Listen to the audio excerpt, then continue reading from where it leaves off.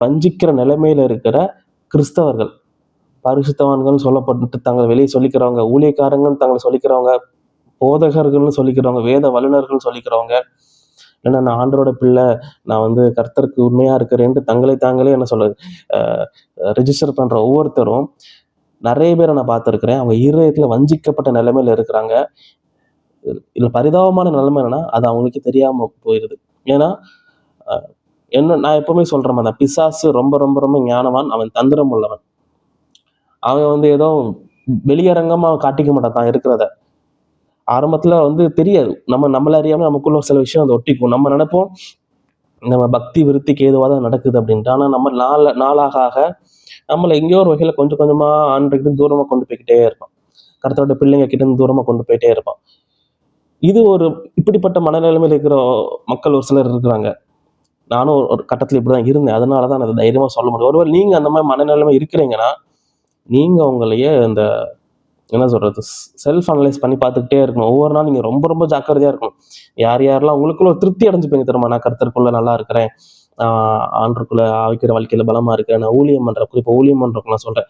நான் ஊழியம் பண்ணிட்டு இருக்கிறேன். அனுதினமும் ஏதாவது ஒரு மீட்டிங்க்கு போயிருவேன். இன்னும் ஒரு சில கிறிஸ்தவங்க இருக்கிறாங்க. அதாவது டெய்லி ஏதாவது ஒரு ப்ரேயர் மீட்டிங் அட்டெண்ட் பண்ணிருவாங்க. நான் நான் கேள்விப்பட்டிருக்கிறேன். அவங்க அதையே ரொம்ப திருப்திகரமா சொல்லுவாங்க.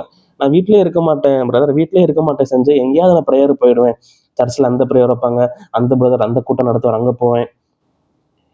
குறிப்பா பெண்கள் இந்த விஷயத்துல நான் பார்த்திருக்கேன். அதாவது அவங்கள பொறுத்தவரைக்கும் வெள்ளை சாரி கட்டிட்டு பைபிள தூக்கிட்டு வெளியே போயிட்டாலே ஊழியம் பண்ண தான் கிளம்புறோம். நம்ம கர்த்தருக்கு பிரியமான வாழ்க்கை தான் வாழ்றோம்ன்ட்டு ஒரு தங்கள் இருதயத்தை வஞ்சிக்கிற நிலைமையில தான் அவங்க இருக்கிறாங்க. தங்களை தேவபக்தி உள்ளவர்கள் என்று எண்ணினால் அந்த தேவபக்தி வீணா இருக்கும். அவங்களோட தேவபக்தி வஞ்சிக்கிற நிலைமையில இருக்கிற கிறிஸ்தவர்கள், பரிசுத்தவான்கள்னு சொல்லப்பட்டு தங்களை வெளியே சொல்லிக்கிறவங்க, ஊழியக்காரங்கன்னு தங்களை சொல்லிக்கிறவங்க, போதகர்கள்னு சொல்லிக்கிறவங்க, வேத வல்லுநர்கள்னு சொல்லிக்கிறவங்க, இல்லைன்னா நான் ஆண்டவரோட பிள்ளை, நான் கர்த்தருக்கு உண்மையா இருக்கிறேன்ட்டு தங்களை தாங்களே என்ன சொல்றது ரிஜிஸ்டர் பண்ற ஒவ்வொருத்தரும் நிறைய பேரை நான் பார்த்துருக்கிறேன். அவங்க இருதயத்துல வஞ்சிக்கப்பட்ட நிலைமையில இருக்கிறாங்க.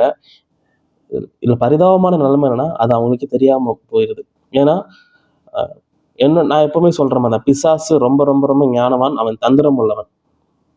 அவன் ஏதோ வெளியரங்கமா அவன் காட்டிக்க மாட்டான் தான் இருக்கிறத. ஆரம்பத்துல தெரியாது. நம்மள அறியாம நமக்குள்ள ஒரு சில விஷயம் ஒட்டிக்கும். நம்ம நெனைப்போம், நம்ம பக்தி விருத்திக்கு ஏதுவா தான் நடக்குது அப்படின்ட்டு. ஆனா நம்ம நாளாக ஆக நம்மள எங்கேயோ ஒரு வகையில கொஞ்சம் கொஞ்சமா ஆண்டவர்கிட்ட தூரமா கொண்டு போய்க்கிட்டே இருப்பான். கர்த்தரோட பிள்ளைங்க கிட்ட இருந்து தூரமா கொண்டு போயிட்டே இருப்பான். இது இப்படிப்பட்ட மனநிலைமையில இருக்கிற மக்கள் ஒரு சிலர் இருக்கிறாங்க.